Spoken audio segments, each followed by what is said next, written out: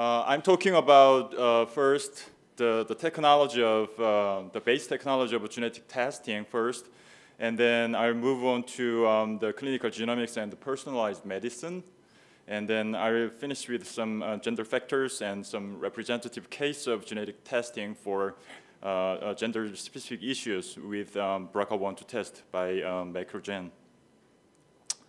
I need to first talk about the general technological background of genetic testing first. It's almost impossible to deliver all the details of one semester amount of molecular biology to you with this single presentation, but I'm going to try this.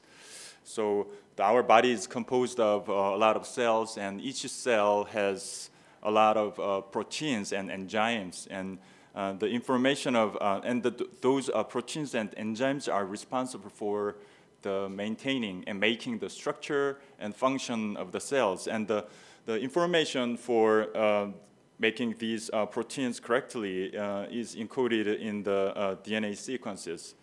And DNA is a long linear molecule composed of 4 different bases: A, G, T, C, adenine, thymine, cytosine, and guanine. And why the DNA analysis is important, why the genetic analysis is important is if there is something wrong at a specific position of this DNA molecule, then it could lead to a serious medical consequences like genetic disease or cancer, depending on when and where the specific mutation occurs. So, so that's the reason why it is necessary to correctly analyze the DNA with some biochemical tools. Previously, the DNA molecule, as you see here, just analyzed with Sanger sequencing, following the name of the first inventor of this method.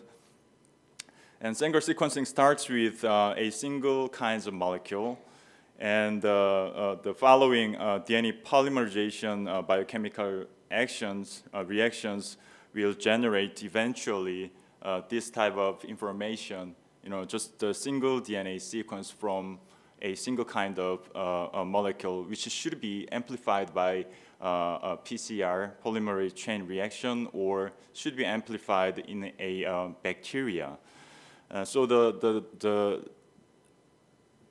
amount of information and the speed of the information is limited for Sanger sequencing. But around 2004, the new technology for massively parallel sequencing was invented. And this sequencing technology is called next generation sequencing. Acronym is NGS. And this NGS, simply speaking, is a parallel DNA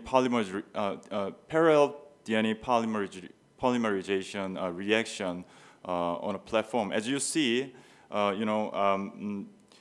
we could make we just fragmented the DNA with into billions of different fragments, and then we can spread out these different molecules on a single platform, like glass platforms or gel platform, and then there is a kind of amplification of each DNA molecules on this platform, and then this type of amplification and clustering of the molecules will make eventually billions of molecules on a single platform. And on this platform, each cluster can carry out the DNA polymerization reaction, generating a lot of DNA sequences all at once. And so this shows the formation of the DNA clusters on the glass platforms. And what I need to say to you here is the density of this sequencing reaction cluster. And on a single, on 1 square millimeter, Previously, just hundreds of millions of clusters could be sequenced, but right now the density just reached beyond millions of DNA clusters, on a square millimeter. So the density is just beyond our imagination, and here at the left to lower corner, you see the traditional Sanger sequencing result, just a simple DNA sequence, simple single linear DNA sequence. But if you do the NGS sequencing, then you will get this type of huge number of DNA sequences. Even though it is very small, short, billions of these sequences can resulted from a single NGS sequencing reaction. So previously, DNA sequencing was carried out in order to figure out the genome sequence itself, because we have to know, what the genome sequence itself, and we had to figure out, on the basis of DNA sequences, the structure and function of the genes, and we have to elucidate the difference between individuals.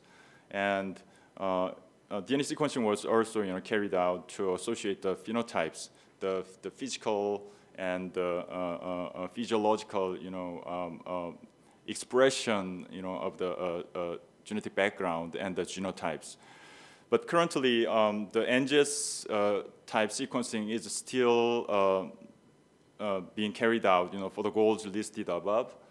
But now the focus is just shifting toward the clinical applications, like detection of pathogenic, mutations, variants, and prediction or diagnosis of diseases, and prognosis or companion diagnostics. So in order to achieve this type of purposes, sometimes it is very necessary to analyze a lot of DNA fragments or genomic areas with NGS technology. Otherwise it is impossible.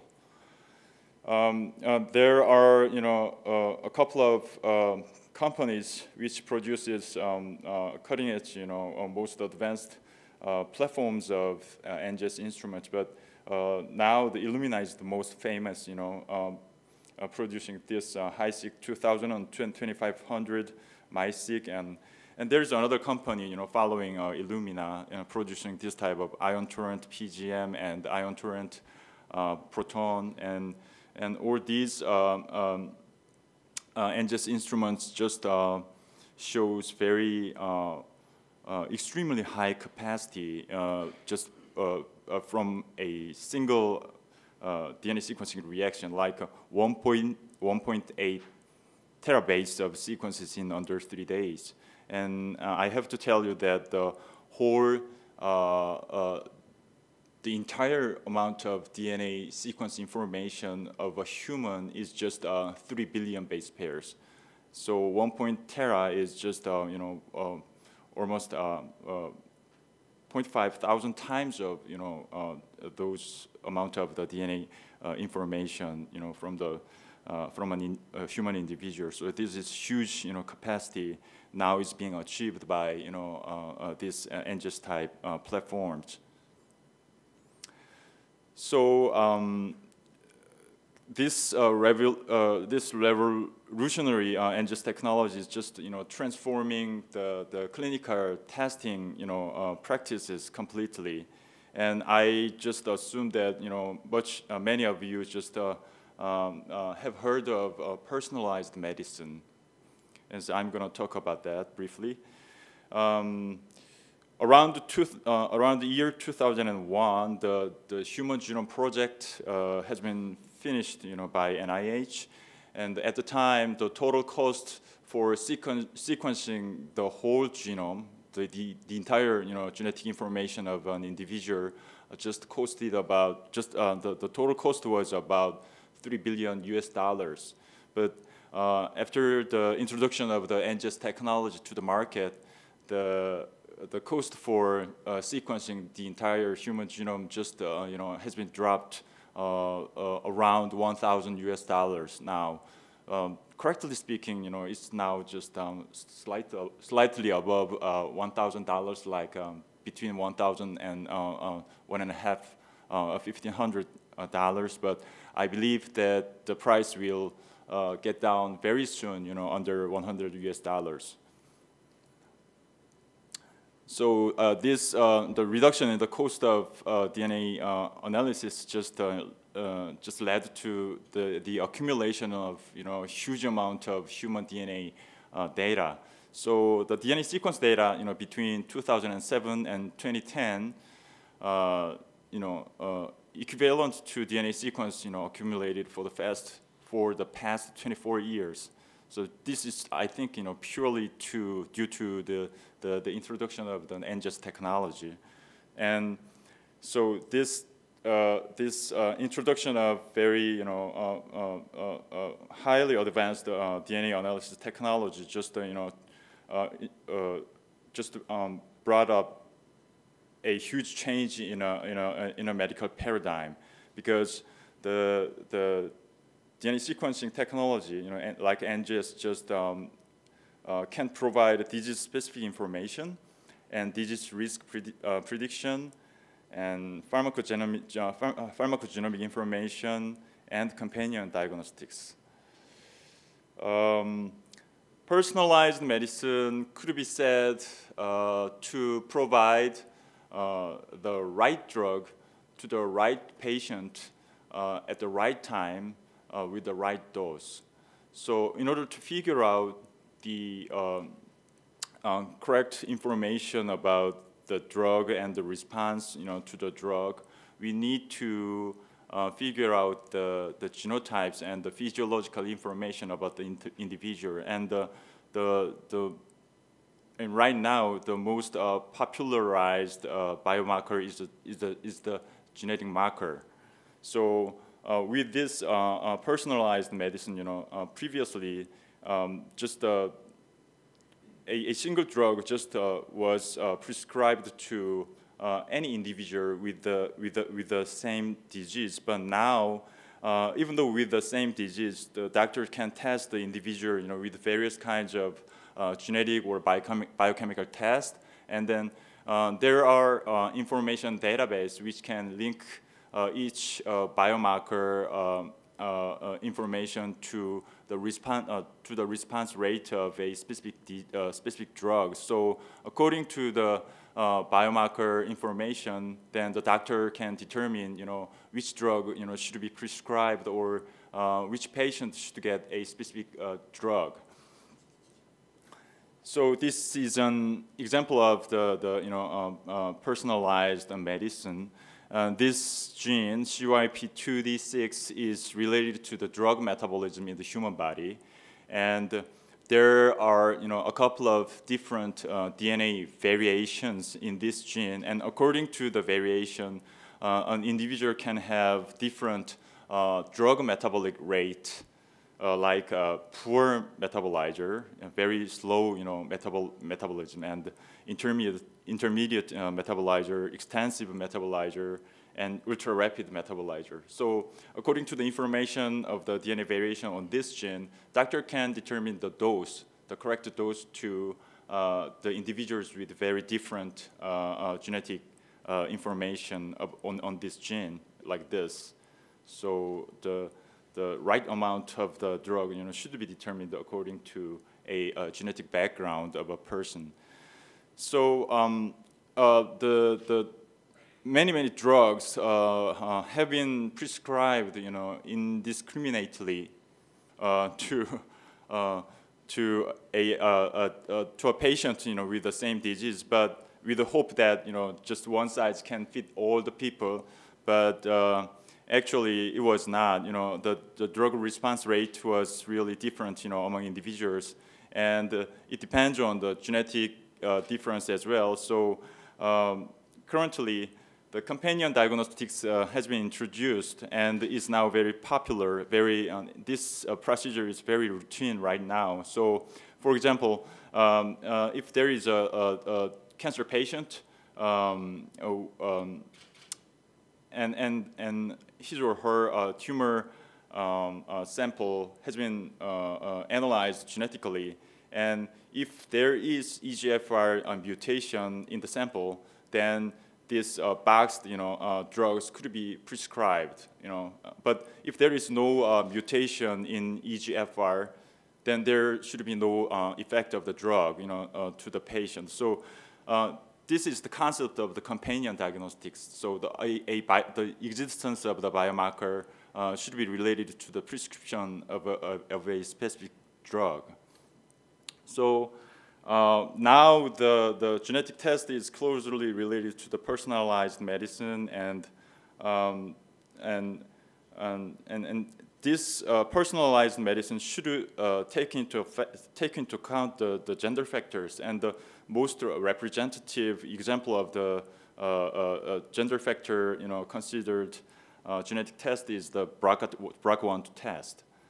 And personalized medicine is, I think, intrinsically gender-oriented R&D, requires gender-oriented R&D, because personalized medicine should take into account the individual's age, ethnicity, and phenotypes or lifestyle and working environment. And if there is a gender-specific disease susceptibility like breast cancer and ovarian cancer, the gender factor should be taken into account, significantly. The most representative example of that gender factor, genetic test is BRCA1/2 genetic test. Not all breast cancer patient just have BRCA1/2 gene mutations. But only 3 to 5% of breast cancer patients have been caused by dominantly inherited mutations, on these two genes. The proportion is very low, but if there is mutation on these two genes, the overall lifetime risk of breast cancer development is, increased significantly, like 65 to 80% for breast cancer, and as well as for ovarian cancer, the risk of the lifetime risk of developing ovarian cancer can be increased, like 11 to 39 or 12 to 40, lifetime risk.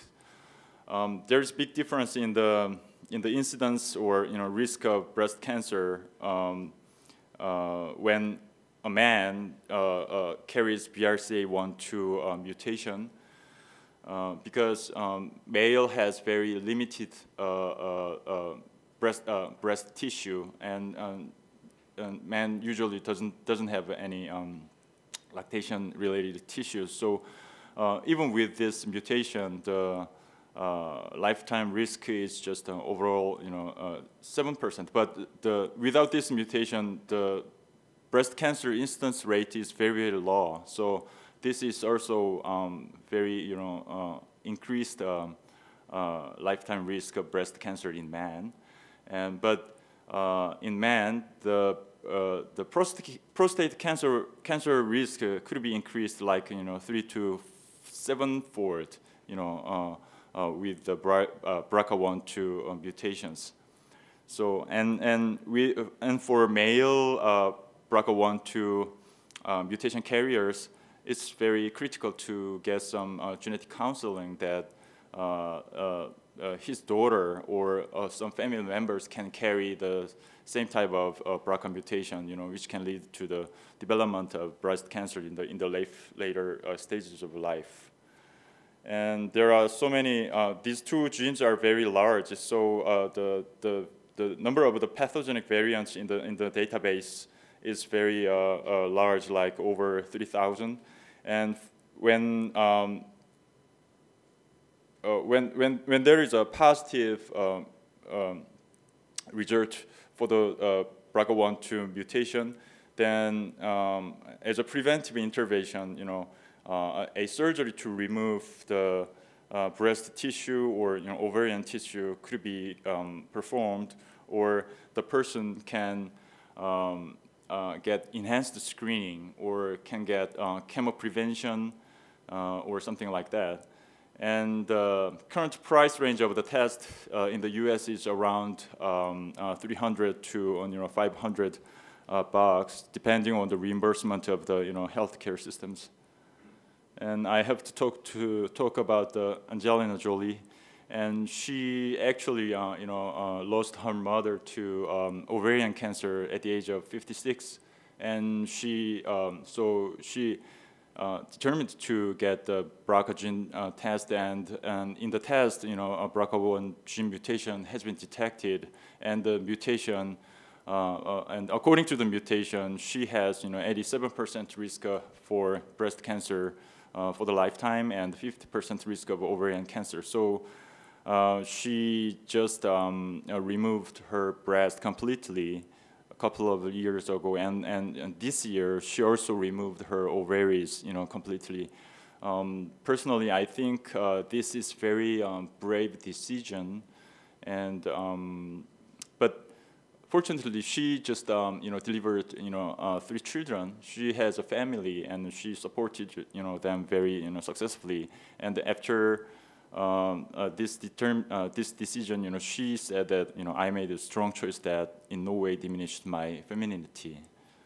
And Macrogen has been investing a lot of resources to develop very accurate, reliable, and fast genetic testing. Especially BRCA1/2 genetic testing, and we do the BRCA genetic testing in both ways, like with Sanger sequencing and NGS panel-based sequencing, and to complement. But sometimes the sequencing itself, the sequencing only can lead to the non-detection of some very important DNA mutations like duplication or deletion of a specific regions of the DNA. So we need to complement the sequencing analysis with MLPA technology. And in the US, as I told you, the sequencing price for BRCA1/2 gene is relatively still high. So we are just putting into resources to R&D just to reduce the cost for broad affordability of this test. And our company is just aiming at below USD $100 for the service price, and for low-income classes, we want to be willing to provide this test for free. So just increasing the affordability and the availability of this test worldwide. We also established a CLIA certified laboratory in the US just to make this service globally available. And Macrogen was doing the main business in the area of DNA sequencing analysis for some academic purposes, but now it's shifting its focus to the clinical genetic testing, investing a lot of resources to the R&D activities. And we have world top-class sequencing capacity, starting from the Illumina machines to the Pacific Biosciences machines. So we have sequencing capacity for 18,000 human genomes per year. And we are gonna keep on, trying to develop a very good, affordable and accurate genetic testing, on the basis of these facilities and our, efforts to enhance the genetic testing, overall. Thank you so much.